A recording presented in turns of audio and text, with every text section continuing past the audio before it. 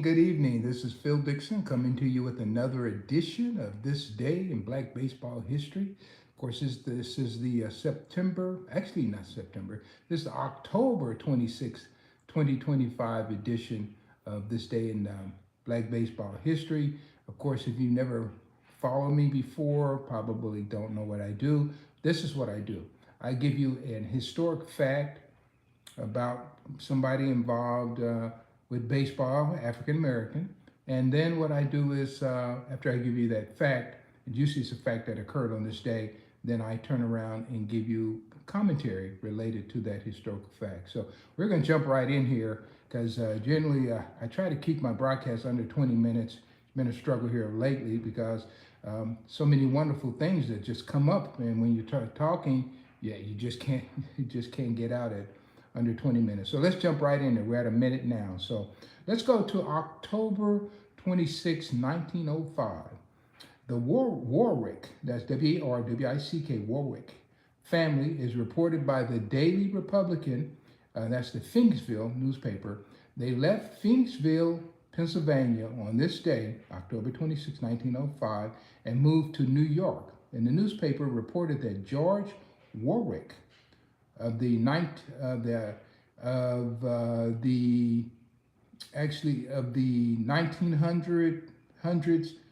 different black baseball teams. They said that is a member of the family, and that he is a well-known colored baseball player, and which is interesting because we're talking about the Warwick family. So when I had this, I pulled up this note some time ago. I began to look through, and because there's so much scholarship yet to be done on the Negro Leagues, you'll find situations like this. So we know that he was from Phoenixville.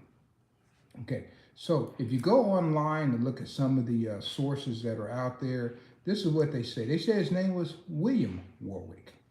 So they don't say George like the newspaper said, and they said.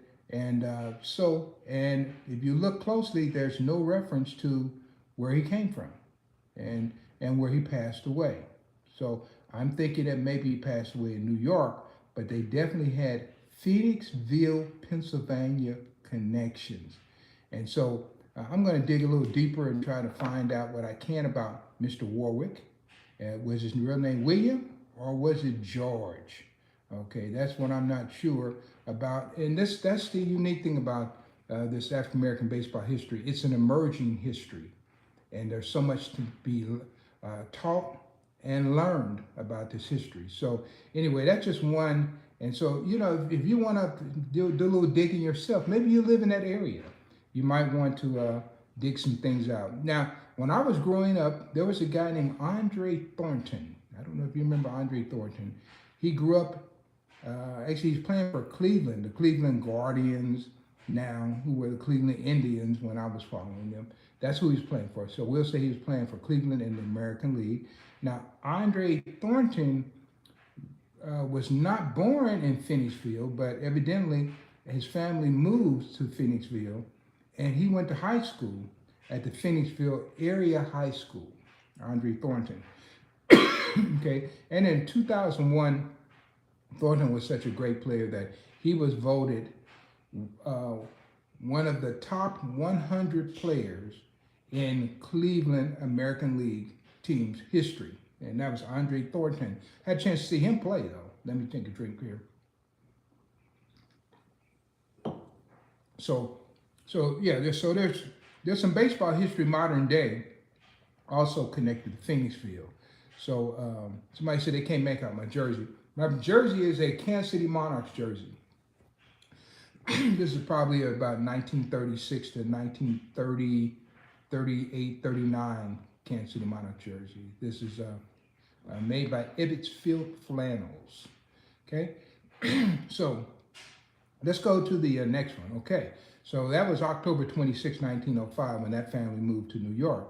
And a lot of this stuff is part of the Great Migration. I'm broadcasting to you from Kansas City, and part of the reason why I'm here is because my family were involved in the Great Migration and moved from Louisiana to Kansas City. Some of our relatives didn't make it quite to Kansas City because they stopped over in St. Louis. Some went to Chicago, but it was all had to do with the Great Migration and opportunities in these United States, and that's why I'm broadcasting where I'm from today. So we can talk about things that were related to the Civil War. You say, oh, that's a long time ago, but believe me, we're living out all of these legacies. That's why history is so important, that we get it right. Okay. So, but let's go to the next one. October 26th, 1912. And this was, and I just put a note here, a pitcher unnamed for the Booker T's pitching in a game in the federal prison at Leavenworth, Kansas, broke his arm while in the act of delivering the ball to home plate. According to Dr. Yohe, Y-O-H-E is how he spells his name, the prison physician, the case is a very rare one, as the accident occurred in the ninth inning of a Brown Sox, that was the white team that was in the prison, and the Booker T's, which was won by the latter team, the Booker T's, by the score of 15-9. Now, this is once again interesting. Over the years, I've done quite a bit of history on the Booker T's. The Booker T's were an African-American baseball team that was in the prison. And so we had a federal prison, and I lived I grew up probably maybe about less than 30 miles from that federal prison. So that's one of the reasons why I ended up doing a lot of research. And there were guys who played in the Negro Leagues who played on the Booker T's. So this is an interesting. And then like the Kansas City Monarchs, I can remember 1922, they went behind the wall and played the Booker T's. And the Booker T's always had a great baseball team. Evidently, some great baseball players in prison, black and white. So the white guys ended up on the white team, and the black guys ended up on the Booker T's. And so it's interesting why they would call them Booker T's. Sometimes famous African Americans just couldn't get any justice. So, all the names they could have called this team, they named it after Booker T. Washington. How about that? So that was in the federal prison there. Now, what's interesting is a guy pitching and breaking his arm. And the guy who was a physician pretty much said he hadn't ever seen this before.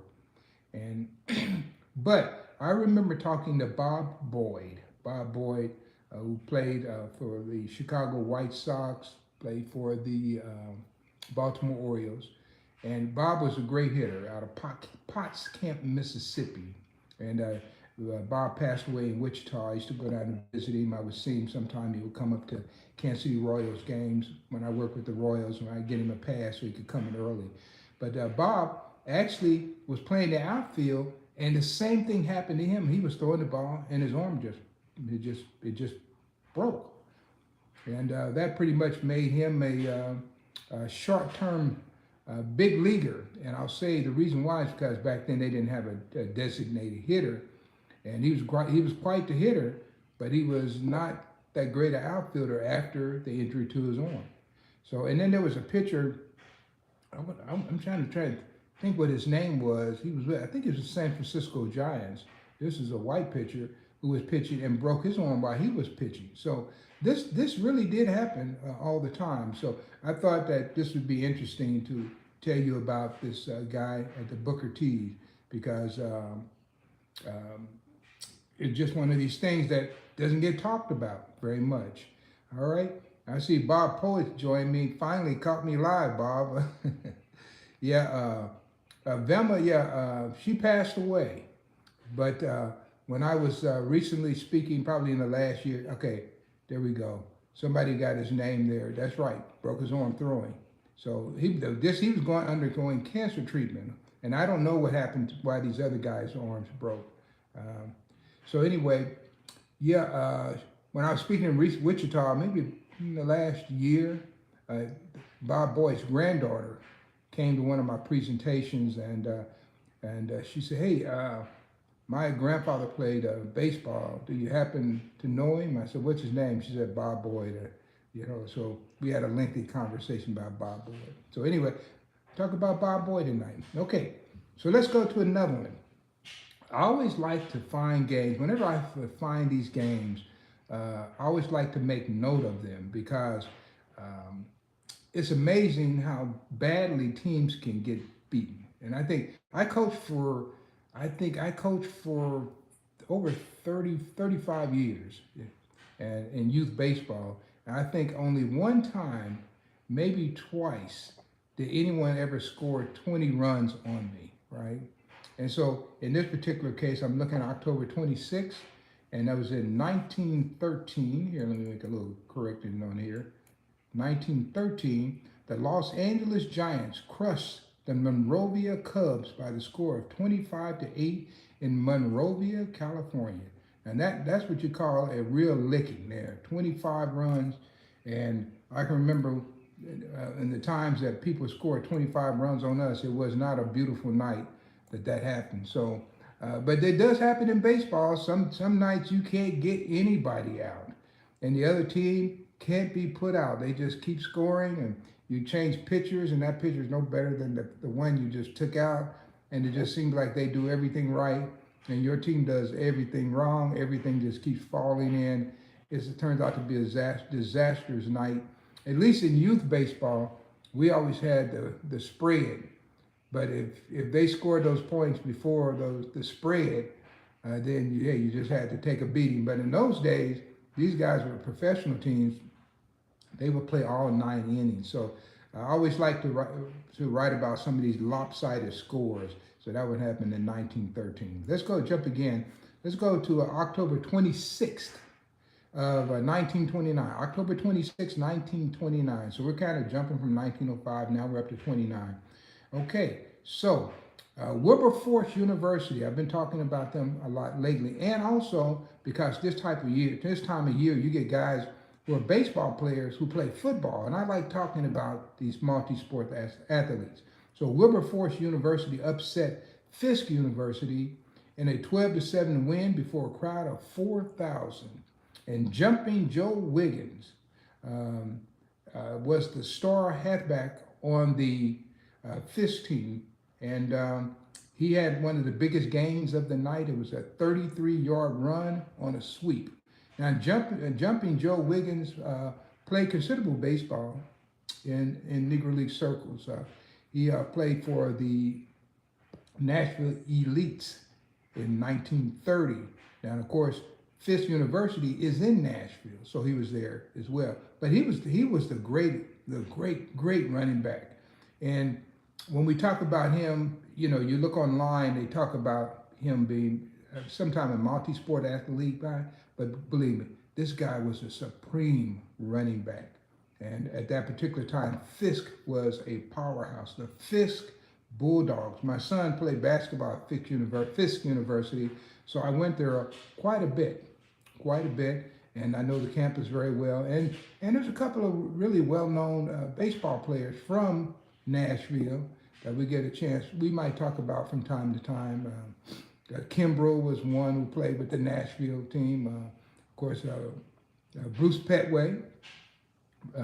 Bruce Petway and his family, they were from Nashville. Interesting thing about Bruce Petway, I did research on Bruce, and one of the things I noticed is his information, I forget what year it was, I don't know if it was 1900 in the census, it could have been, I think it was 1900, but his family was immaculately covered because his father was a census taker. So he was actually the one in the neighborhood writing down the information. So you know he got his family right. So this is interesting history. I wrote about that, his dad and him being a census taker in my book, the 1910 Chicago Leland Giants, part of my Great Team series.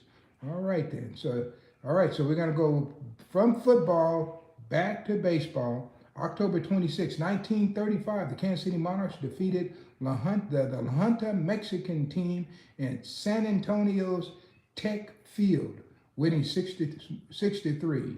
And big runs were scored by Willard Brown, and who tripled and cleaned their bases and scored on the error. And Andy Cooper was the winning pitcher.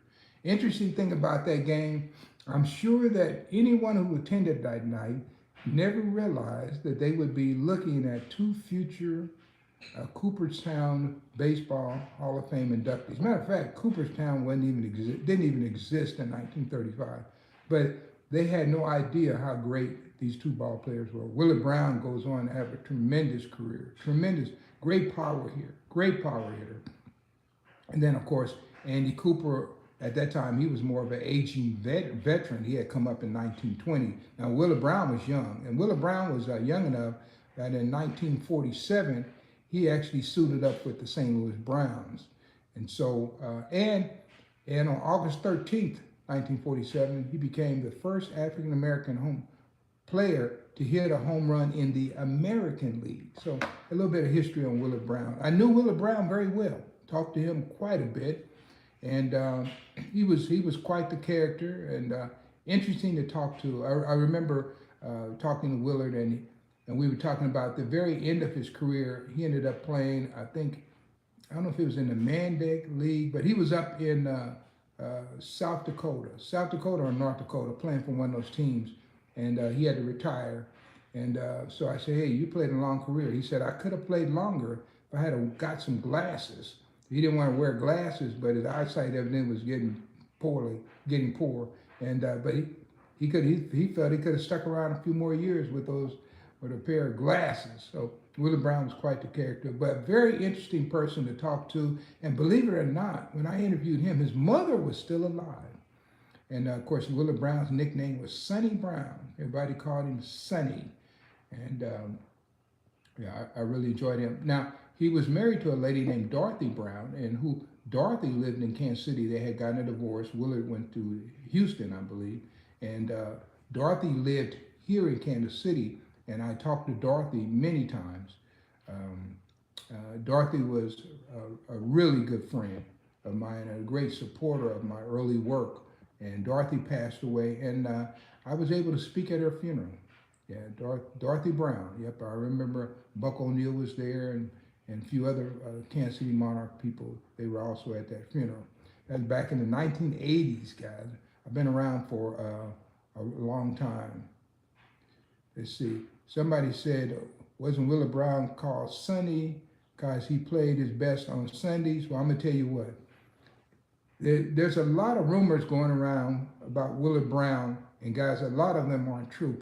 There are people who never interviewed any of these people, but they're writing history, and they're writing incorrect. This is one of the reasons why I felt I needed to come on and do a YouTube, because I saw so much misinformation out there, and people who they'll read your book or they'll read somebody else's book, and then they'll start saying things. So, like for instance, there's an author who talked about Willie Brown would be reading the Reader's Digest while he's playing the outfield, and I know Willie Brown couldn't read. So why is he reading the Reader's Digest? And if you ever picked up a Reader's Digest, you know it doesn't have pictures. You know, so he wasn't looking at the pictures. Willie Brown did not read, and so there's so much misinformation. And if you ever talk to his teammates who really knew him, you got a chance to know that. And then if you talk to him yourself, which I did at length many times, I got to know him differently than what some of the things you have. No, Willie Brown was playing baseball all the time. But Willie Brown told me, he said, sometimes he just didn't hustle because, hey, he knew he was out. So, and the other thing, he didn't like to slide because he had gotten injured early in his career, and he was not too big on getting injured again. So a lot of times he might not slide. But Willie Brown, I'll put it like this. You don't put up numbers like Willie Brown just playing good on Sundays. Come on, the Monarchs played every day of the week. Willie Brown could do it. All right, great player. So, you can talk to a lot of people who write about Negro Leagues, but you won't talk to many of them who knew Willie Brown, who knew his wife, and I knew his son also. Sure did. His son passed away in Kansas City. Dorothy passed away in Kansas City, and Willie passed away in Texas. All right, let's go to another one here. I always do a coming and a going, and a coming is someone who's born on this date, and then someone who passed away on this date I do a going for. Okay, so let's look at, let's see, a coming. All right. On October 26th, could be 1899 or it could be 1900. I've seen both. And I'm going to go dig out my records and see what he told me. But William Judy Johnson is born on this day in Snow Hill, Maryland, had a population of about 1,500 people. And Snow Hill is the county seat of Worcester County, Maryland. And some references have 1899, some references have 1900 is his date of birth. All right. So how did this happen? I don't know how it happens. I don't know how that happens, but I've seen it many times before. But most of it happens with ball players who were deceased a long time ago, not someone who lived into the 90s. So anyway, his grave marker, where he's buried along with his wife, says 1900. Okay. Now the Worcester County Historical Society erected a monument in 2019, and they put 1899 is his year of birth. And so I don't know which one is correct at this moment, but I'm sure that if you do a little research, you'll find that there are 2 years, different years for his year of birth. And that shouldn't happen to a guy who's in the Hall of Fame. So we need to get here and get this all straightened out. All right? Okay. So anyway, the other thing I want to mention too, Judy Johnson, I used to talk to him quite a bit. And I talked to him before his wife passed, and I talked to him after his wife passed. And believe me, his wife Anita, when she passed, they had been married like 62 years. And when she passed away, he was never the same. And I would call him and talk to him. Yeah, he just never was the same. And it was kind of a sad thing to see, but when you've been married to someone 62 years, I understand it now better than I did then. I think I had been married about 7 or 8 years at the most at that particular time when I talked to him. So, but now I've been married for 41 years. And so I understand that a whole lot better. And then I've talked to many people who were married quite a bit longer. And I see sometimes they struggle when their spouse passes away. So yeah, he was never the same after that. And of course, that's the legendary William Judy Johnson. He was in the Hall of Fame since the 70s. Yeah, since the 70s. And so he was alive and got a chance to enjoy that recognition of being a Hall of Famer. And so I don't know how many people had a chance to talk to Judy Johnson, but he's a person that maybe some of you had an opportunity to meet, all right, or talk to. And I do have many things signed by him. I have some of these long those 1924 World Series pictures signed by him. And I think I'm going to make available some of those for sale. I've got a number of them that he signed for me. So if you're interested in one of those, be sure to reach out to me and we'll work out a deal. I'm not sure what the value of them are, but the value is certainly more than it was when we came through. Somebody said there are some interviews with Judy Johnson here on YouTube.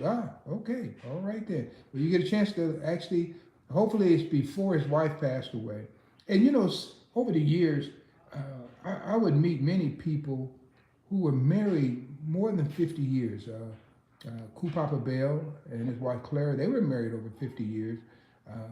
And I know Buck O'Neill. Buck O'Neill was married to his wife for 51 years. Interesting thing, they'll talk about Buck O'Neill. There'll be something coming up here in November. They'll do something in the museum. And then they always bring in some people to talk about Buck O'Neill. And they never talk about his wife, Ora. Ora was a school teacher here in Kansas City. And many times I talked to Ora more than I talked to Buck, because Buck would be out of town, especially in the 80s when I was doing research. And I would call, and Buck wouldn't be there. We were using house phones, no cell phones back then. And Ora would answer the phone, and Ora knew some people in my family, so she would always ask me about my family members. And then we would have good conversations. She was quite the lady. And sometimes I'm insulted. I'll tell you the reason why. Um, Orwell doesn't get talked about enough. They've been married 51 years, and they have lots of stories about Buck. And one of them is this story about the lady in the red dress, and and you know what? I said, what would Aura say about that story if she was here today? And knowing her the way that I did, she wouldn't like it either. And so, because they made Buck to be some womanizer, something like that. But 51 years to a beautiful lady, man, inside and out, and quite the talker. And I remember one time I was talking to her, and she was watching the news, and she taught over 40 years.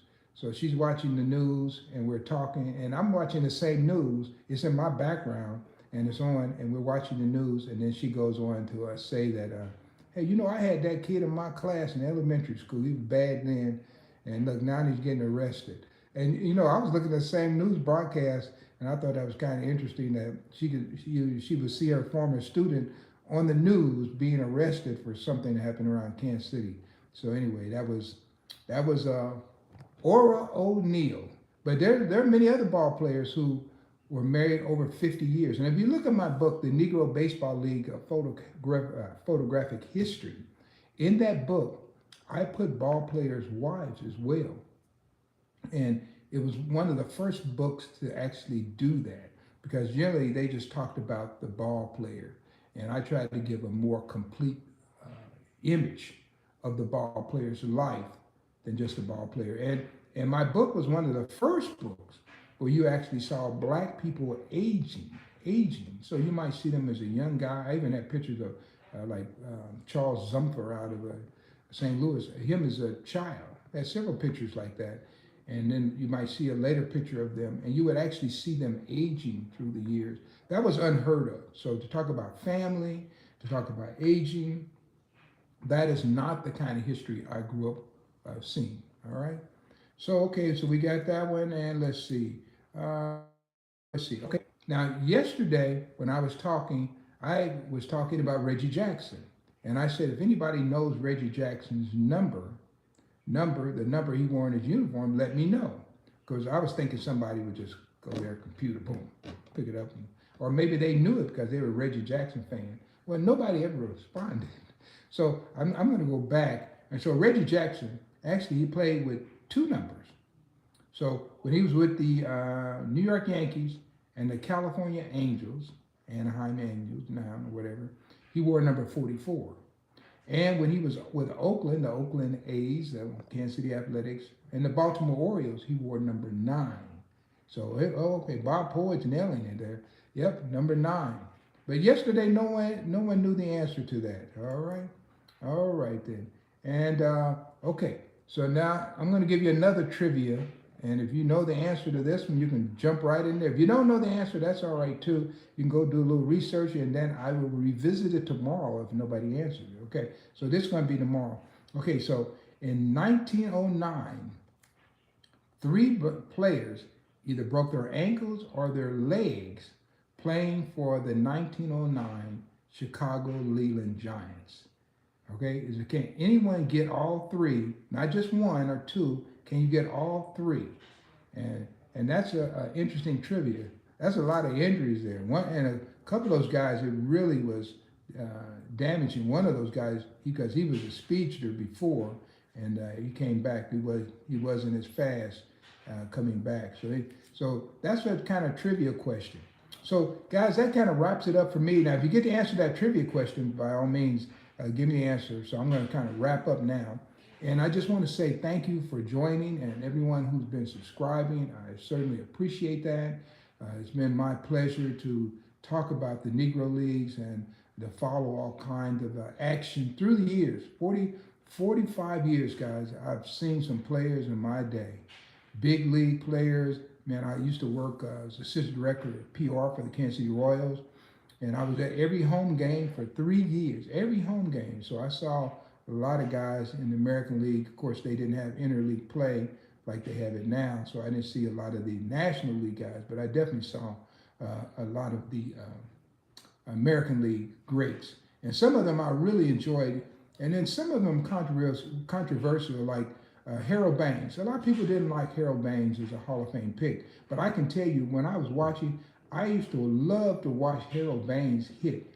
So I'm in real time watching him, and of course people are looking at his numbers and you know they want to argue all of that, but I'm telling you, but this guy was a really professional hitter. I tell you another guy that was another professional hitter, I used to talk to him all the time, was Bill Buckner. Bill Buckner spent his last years with the Kansas City Royals, and I used to talk to Bill Buckner all the time about hitting. Buckner's passed on now, but he was a great hitter, and a real gamer. And let me give you a quick story of Buckner. I was assistant director of public relations, so I got the fans' letters whenever there was a complaint about a ball player. And so whenever Bill would go to Boston, play the Red Sox, I would get all these letters coming back and saying that Bill cursed at me. And so I knew why Bill was cursing at them, and I knew what they were doing to Bill, because Bill, you know, had let that ball go through his legs, and they were playing the Mets in the World Series, and Boston doesn't win, and people just never forgave him. So every time he would go to Boston, these fans, man, they would just irritate him to no end. They would talk and call him names, everything. And so whenever I would get these letters, I have a stack of them. I go down and I said, Bill, what do these people have against you in Boston? And it was kind of like a running joke, because he knew, I knew, but he was just so sick and tired of those people. And I think when Boston ended up finally winning the World Series, maybe he could go back with some dignity and people would finally forget. But yeah, Bill Buckner, man, great guy. Some of these people I met were, oh man, I have great memories. And I can't talk about all the people I met because it was so many, and I would go down and talk to people like Wayne Terwilliger. I don't know if you remember Wayne Terwilliger. He was the batting coach from Minnesota. I'd go there and talk to him. He played for the House of David. A lot of people didn't know that. And I would go and talk to him. Mike Lum, he was a batting coach for the Royals, and Mike was from Hawaii, one of the few guys in the American National League to come from Hawaii. So anyway, guys, I don't want to bore you with all of that. I've had a good pleasure tonight to talk about baseball. And I want you to also know that I'm going for 300 subscribers by October 31st, and we're about 40 away. So I think we can do this if I can just get this message out to enough baseball people who love baseball, because that's what we're doing here. We're talking about the love of baseball. And so if I can just get the message out to enough people, they will come on and subscribe. So anyway, guys, if you haven't subscribed, please do. All right. And let's see. I'm about going to go out of here. And Bob, I know Bob's poet has been trying to catch me live for a while. And I guess, hopefully, Bob, I'm pronouncing your last name correctly, right? So anyway, guys, I want to thank you for joining again. And for those who, you know, not able to stay for the entire broadcast, I'm happy you stayed for a minute or two. You know, it doesn't take long to learn something. So keep coming back, and I'll keep delivering the information. We'll keep talking. Now, remember, if we don't get the answer, I don't think we're going to get it on the 3 people who broke their ankles or legs for the Chicago leading the Giants in 1909. So I'll give you the answer tomorrow. All right. Thank you, guys, and have a nice week. And hopefully you've enjoyed all the sports activities. You got the NBA going. You got professional football, and then you got the World Series. And I've been wanting to come and do a recap on some of the games in the World Series. If I get a chance, I'm going to do that. All right. Thank you, guys, and have a nice evening. And thank everyone for joining. I appreciate that, and I hope that you come back again. Have a nice day.